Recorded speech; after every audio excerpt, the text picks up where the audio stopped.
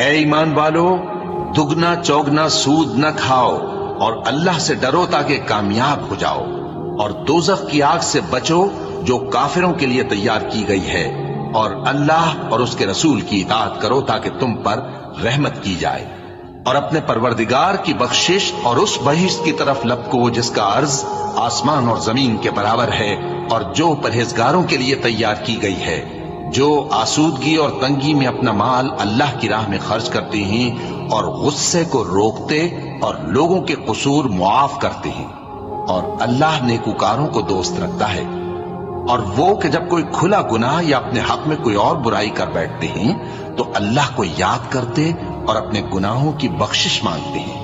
اور اللہ کے سوا گناہ بخش بھی کون سکتا ہے، اور جان بوجھ کر اپنے افعال پر اڑے نہیں رہتے۔ ایسے ہی لوگوں کا صلہ ان کے پروردگار کی طرف سے بخشش اور باغ ہیں